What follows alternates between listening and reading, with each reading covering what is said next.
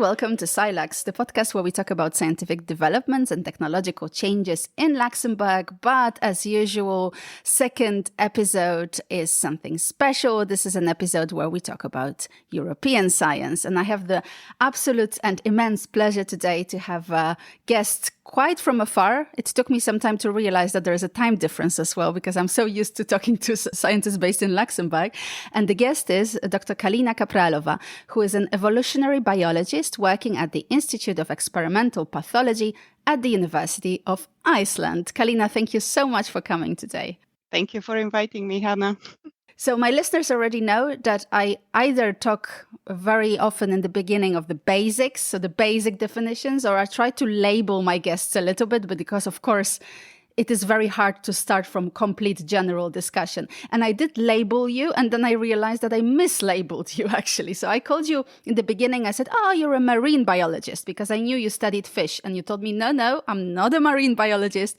I'm an evolutionary biologist. So first of all, what is the intersection and how come you don't call yourself a marine biologist if you study fish, actually? I think this is a common perception that people working with fish should be marine biologists because the majority of fish are actually located in the oceans.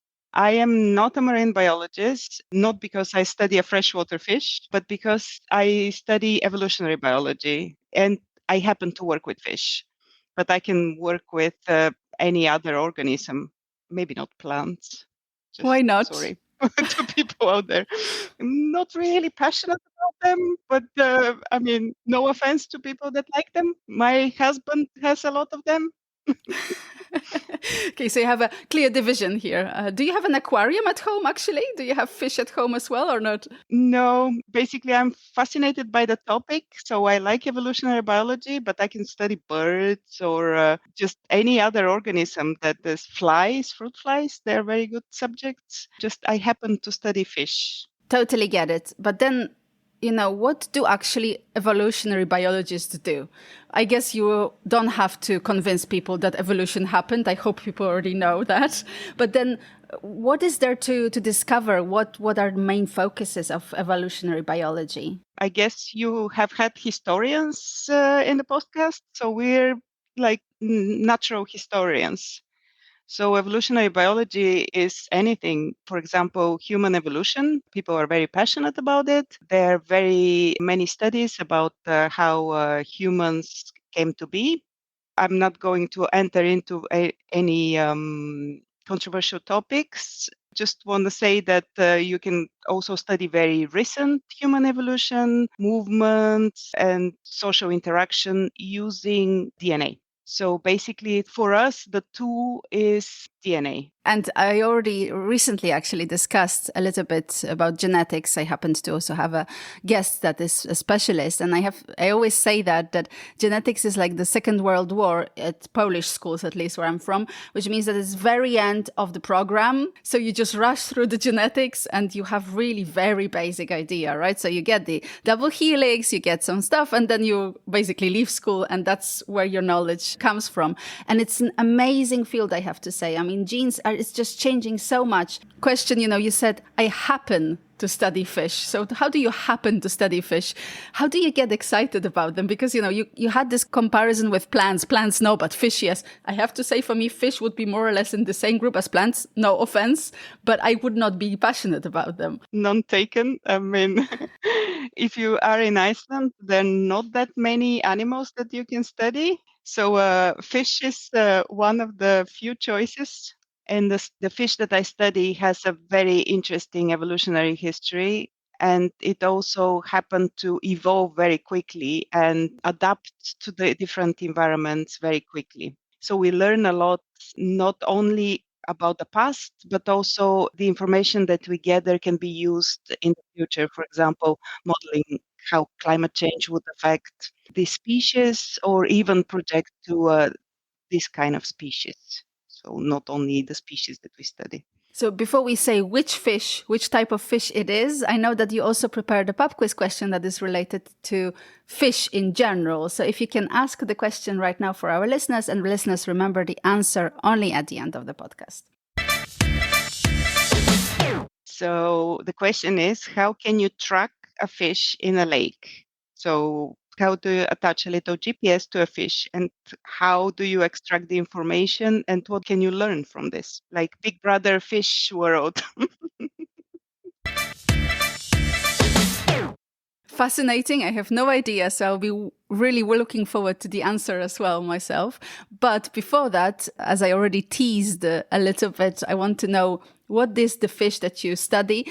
And do you actually know why it has two spellings? Because you can have a one R and double R. Is there any story there, or you don't know that? It's quite of a controversy, or a little bit of contempt between us and North America, because we spell it with double R and North Americans spell it with one R. And we always have a friendly argument at conferences whether it should be one or two R's. Okay. But now let's say what it is, first of all. Yeah, sorry, because we didn't say. So it is Arctic char. Arctic char, exactly. Arctic char, double R, because we are in Iceland, so it's double R here. I'm going to also, all my communication will be with double R, I can promise.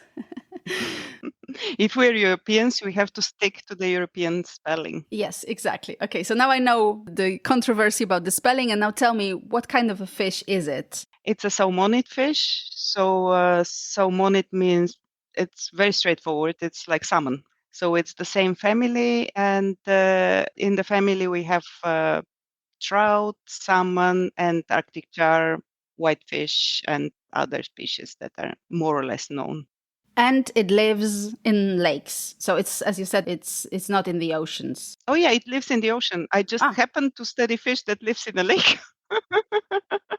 If it was in an ocean, I could have claimed the title of marine biologist. Okay. But wait a second. Coming back to those titles, because then, so if you study fish that are, freshwater fish, you can't be a marine biologist. No, you call yourself a freshwater biologist. Okay. Now I get it. All right. And then you wake up one day and say, Arctic char it is, but no, not in the ocean. Let's go for the lake. And on top of it, you choose a lake that is very difficult to pronounce, at least for me. So what is the lake, and why exactly that lake? So the lake is called Thingvallavatn, and the reason why we focus, and I say we not because it's the royal we, but a lot of research groups and colleagues in Iceland are focusing on that, is because the lake has very interesting evolutionary history, so very well-defined geological history, and the Arctic char in the lake has undergone a very unique evolutionary history. So it basically diverged into 4 different types, which still belong to the same species, but they don't actually look anything like each other. Whoa. So first of all, how do you figure it out that they are the same Arctic chars, let's say, if they don't look like each other? You just do genetic analysis and you say, actually they are the same species, or what happens? So this is another point of contempt with other colleagues, because they would be called species in other places, but we call them morphs. And our reasoning is because they still interbreed. So from the biological concept, if they interbreed and they can produce viable progeny, they belong to the same species. And we have tested, and they actually can interbreed. We have bred them in a lab, and they create viable progeny. How do you test that? You just artificially inseminate them, like IVF for fishes. Of course, that's naturally what everybody does, right? No, sorry, it's just, for me, this is such a new world as well. So, I would not expect that. So you are in a lab, let's say. Let's put you in the lab context. I guess you have like big aquariums there where you keep the fish, and then you artificially inseminate them yourselves? So you can do 2 things. You can squeeze the eggs and fertilize them with the sperm in a bucket with a bit of water, and then miracle happens. Or not. Or not. In our case, it happens. We know that. Or you can put them in an aquarium and give them the choice who they're going to breed with. So they have preference to their own type, actually. It's not a complete preference. They would not completely ignore the other ones, but they would prefer to breed with their own type. So there are some so-called barriers to interbreeding, but they can, if they want, create viable progeny. So we can leave them in tanks and let them breed, and they will breed. Does that take a long time? How long do you have to wait to actually see this happen? It depends on when we get them in the spawning season and how ready they are. It can just take basically a few minutes to a few hours. So probably IVF is more work and takes longer or not. It depends. Sometimes it's a few hours, a few days, if they're not in a mood. If you are doing the artificial insemination, then it's very quick. All right. So we have that. But going back a little bit, so you go to this lake and you see the fish there, right? And they don't look alike. And you think, okay, probably different species. How do you actually figure out they are morphs of the same one? Because they have some basic characteristics. And also, Iceland was not populated by many species. So basically, there are only 5 resident species of fish. So you already suspect that they are part of the same species or the species complex. And from there on, you have to do analysis to find out. So we have actually used genetics to establish that they belong to the same species. Okay. And you said that what is also interesting is to understand, the evolution of the species, but also it's important for studying in general, the changes in climate and getting a bigger picture. So going from that small species of not small, it's quite big actually, Arctic char, right? So taking the Arctic They can be char, big, they can be small. Okay. So that also varies. So taking the Arctic char and then saying, okay, that's what happened in that particular lake. How does it work? I always wonder, you get the genetics, okay, you see it, but then how do you trace it back? How do you understand it? Where's the science? You basically screen, so you take the genetic profile of the 4 morphs, but you also have a good population, so you know how much of a variability, how much differences are within each one of the morphs and how much they are in between. So you are actually studying their structure. Mm-hmm. And then there are relatively heavy statistical analysis that are called coalescent modeling, which basically asks when is the first instance then the genetic differences actually coalesce. So it goes backwards. It's a backwards simulation. So if you compare 2 groups and they have, let's say, 10 differences, you are asking difference 1, when is the shortest period that this difference arise? And then if you have enough of these differences, you can actually trace when these types or species diverged. So then I think this is the moment to introduce more complicated words that I noticed in your literature. So the first one, because you said already diverge. So we have adaptive divergence, right? This is something you write about. What is that? So basically, the biggest trigger for divergence is the environment. And in order for either us or fish or plants or whoever, like any living species, for them to match best to the environment, they have to adjust some of their characteristics. For example, for a fish, if the temperature is low, they adjust their metabolism, their spawning, they adjust a whole bunch of things.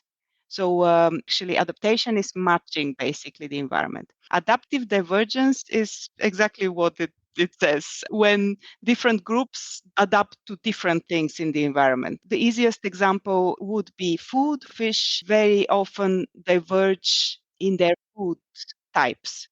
So one population, for example, or one type of fish would eat on the bottom. So they would acquire physical characteristics that would help them to feed on the bottom.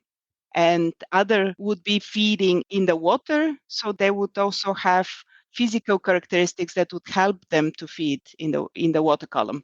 But then if they are living in the same environment, like those 4 morphs that we talked about, what is the reason that they diverged? Usually just unexploited resources. So, for example, if there is a lack of the same type of food, they would diverge, so they would expand the access to food. So some is going to start eating snails on the bottom instead of eating, for example, coffee pods in the water column. And how do you know what they eat? Is it just observational, or how, where do you figure it out? Is it because I know that you've made also a very interesting film that I will also share the link to for those who want to watch something and really see it, because now you can't see, we're just talking. But in general, is it really, I imagine this group of biologists just standing there and watching what the fish do. Is that it? Or you actually catch them and you, I don't know, analyze their stomach contents? How do you know what they eat? If you think about it, there are not that many ways of finding out what you're eating. You either watch them, you ask them, or you check what's in their stomachs. Okay, all right. So in the case of fish, unfortunately, the only choice is checking what's in their stomachs. So we take out their stomach content. That's what's called stomach content. And we analyze it in the lab, either under a microscope, or we can also do genetic analysis. So you said unfortunately, so it's basically probably not that fun as watching them, I guess. No, but it can be even worse. For example, people that study bears or some birds, they study poop. Okay. So stomach content is not as bad as the poop. It can always get collecting. worse, basically. That's the It can summary. always be worse. And I guess when you study biology, when you're at a university, this is not why you choose it. You just, or later on, if you become a researcher, you kind of realize, okay, well, that's the way it goes. But yeah, fair enough. Okay, so it comes with the job. Yeah, it's part of the deal, the less gracious part, let's say. So we have adaptive divergence, but we have also parallel evolution. So that's just two morphs in this case evolving at the same time, or what is parallel evolution? So if I get back to my previous example about the fish adapting to feed on the bottom of the lake or in a water column. So if this happens over and over again in different lakes with the same species of fish or other species of fish, it's called parallel evolution, because the same type of food resource triggers the same response.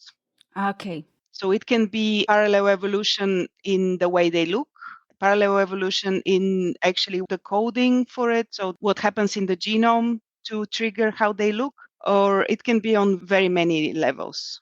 So it can be a genetic parallel evolution, phenotypic parallel evolution, and so on. You mentioned another buzzword that I have so much on the show, which is phenotype. And I asked already basically any scientist that was on the show, what is a phenotype? So I have a lot of collection of definitions.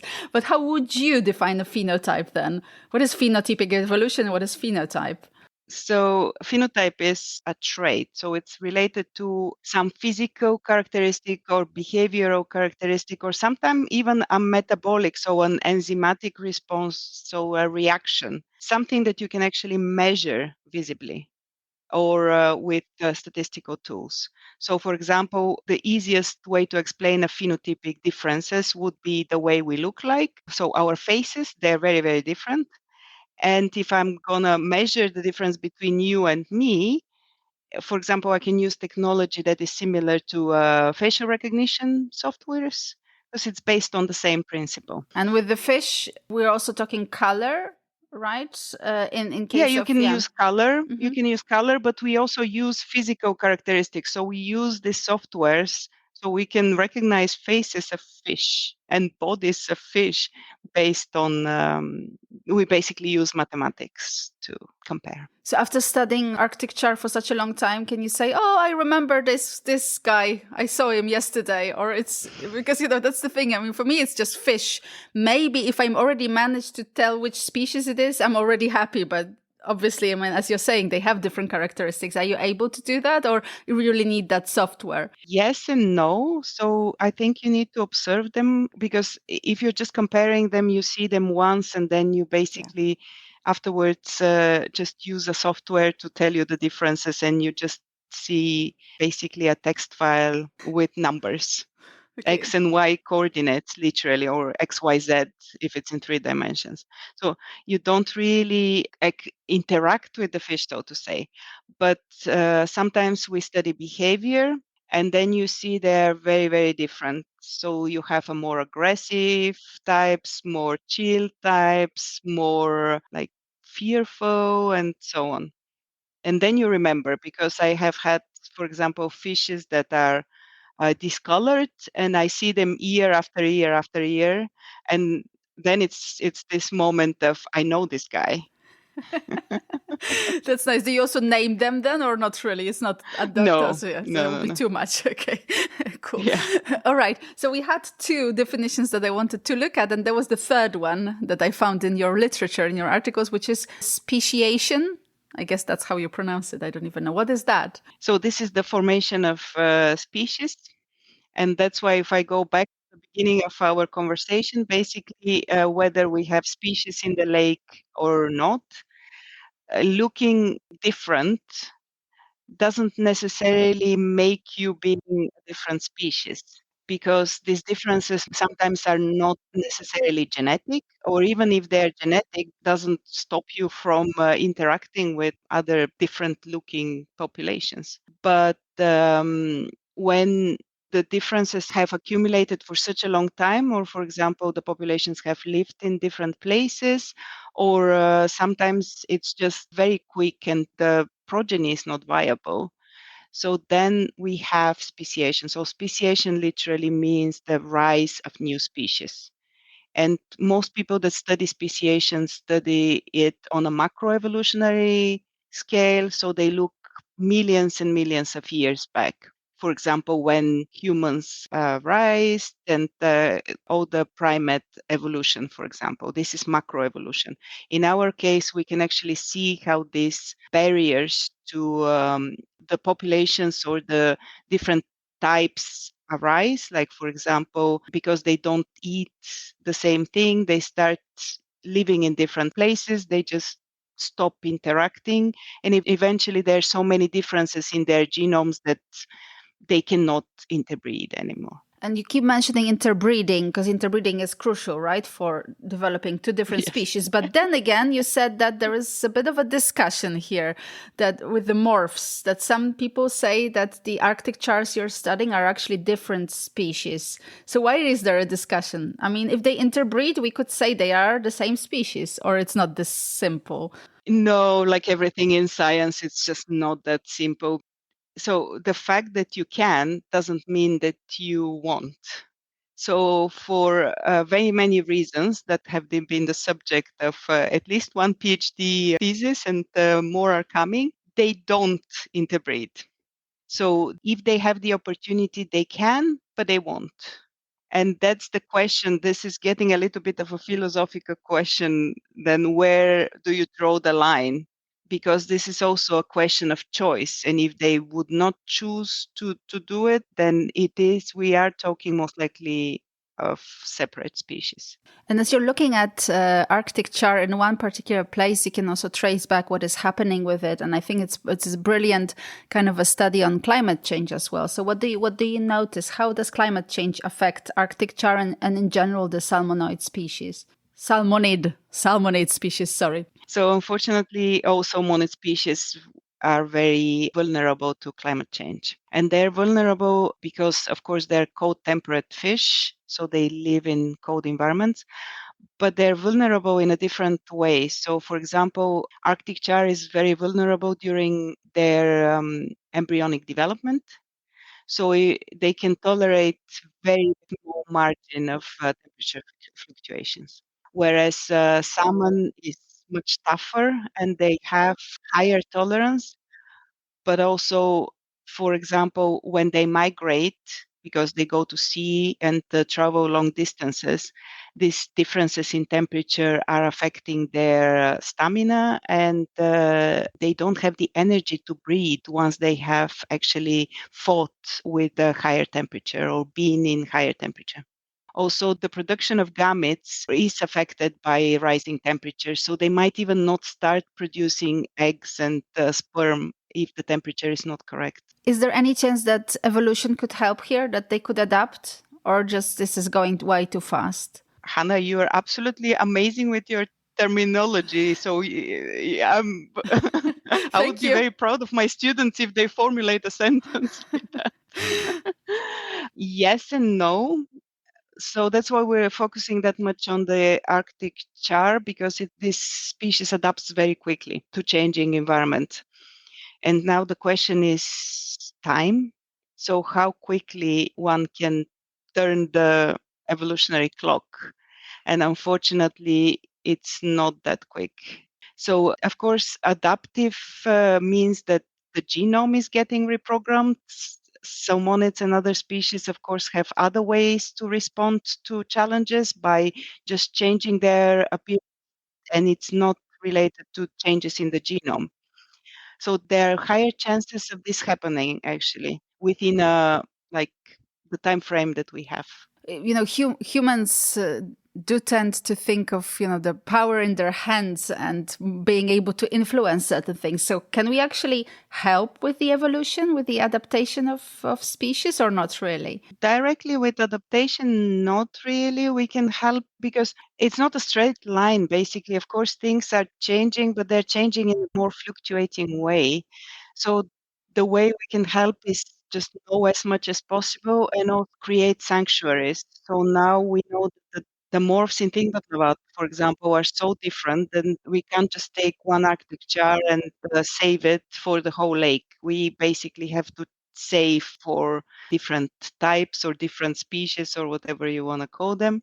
And of course, that's why there are breeding programs, not only for char, of course, other vulnerable species, a lot of programs for salmonids, and there is stocking. Not in Thingvallavatn yet, but the more we know about things, more we can respond.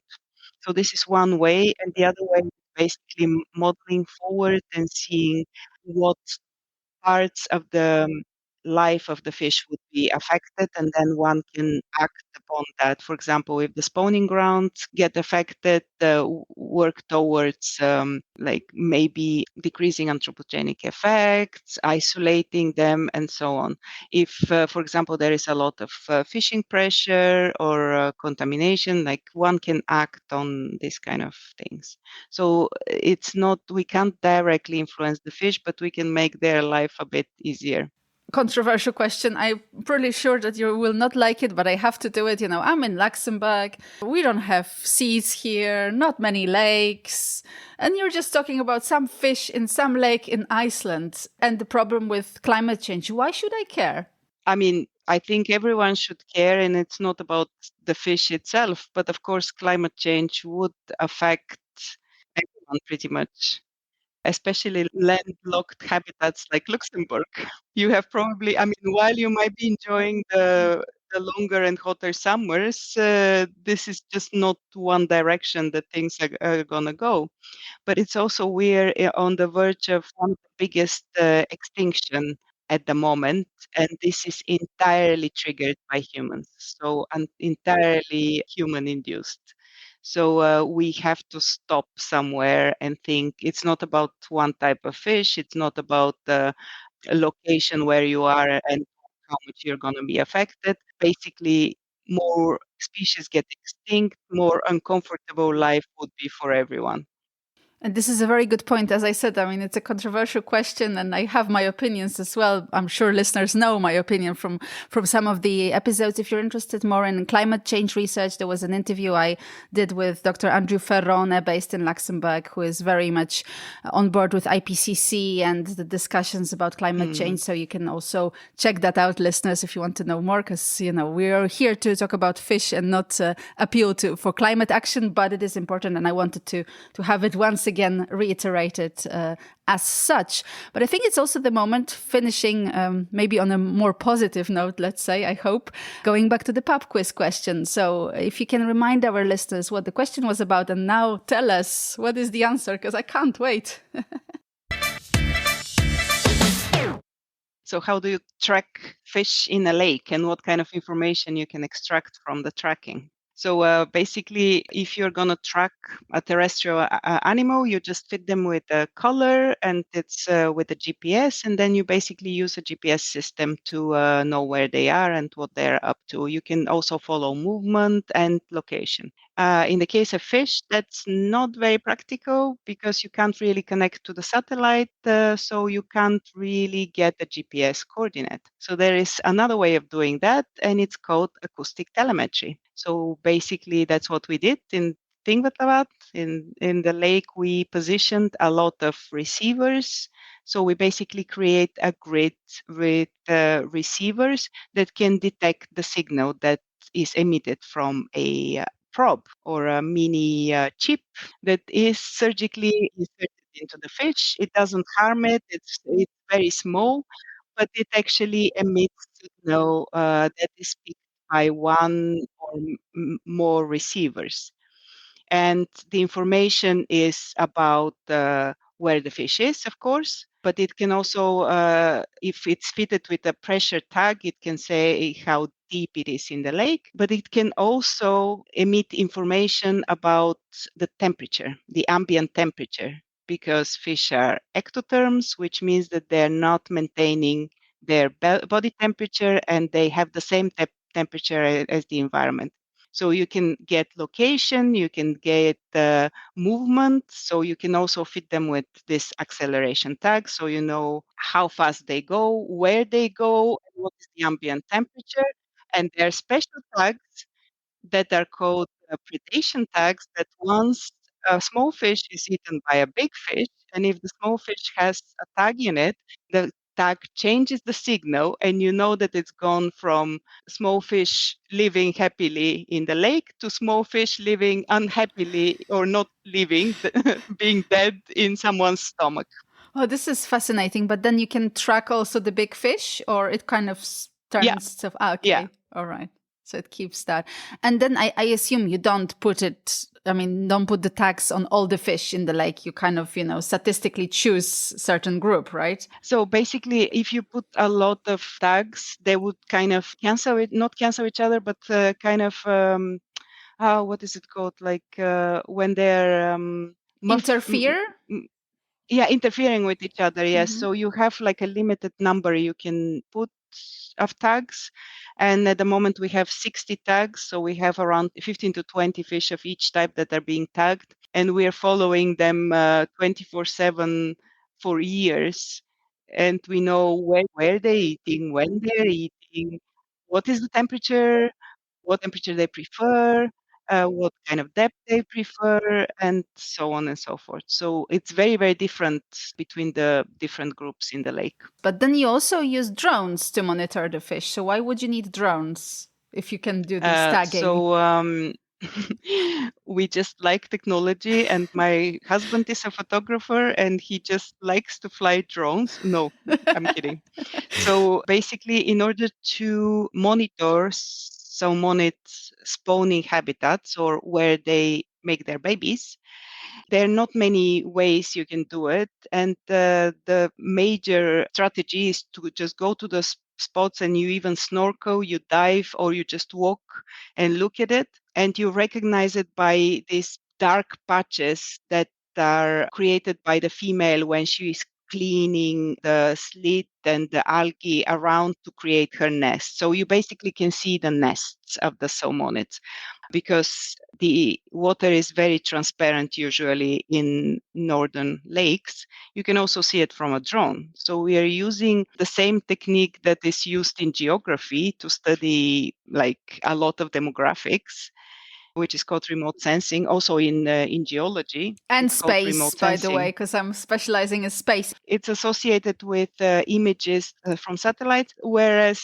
of course, you can't see a nest from a satellite, but the principle is exactly the same. We just collect the imagery from drones, and then we just analyze it. And instead of counting every single nest, which can create a lot of bias from one year to another, or even within a year if you have different observers, basically we estimate how much of the area is used for nests. Fascinating, really. Well, it's so many different, things I had no idea about, and I hope that my listeners also enjoyed that conversation and learned so much. It's always this small fragment of the world that I get small peek in, and I hope that you'll be continuing the studies and telling us more about it. Maybe some new videos that people can watch. No pressure, but it would be great to know more about it. And thank you so much for sharing all this with us today. You're welcome. It was a great pleasure, actually, you, Hannah, and talking to people that are not scientists.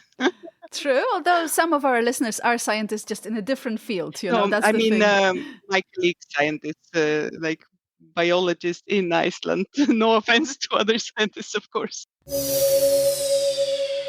Thank you so much. And listeners, remember that you can follow us on all the social media. Our podcast is present on all the major podcasting platforms. And if you have any suggestions or anything that you want to tell us, you can always contact us also on our website. And remember that this European scientist interviews is only possible to exist because of your support. So if you want to support us, please click that button. Thank you so much. This was SciLux, and my name is Hanna Siemaszko.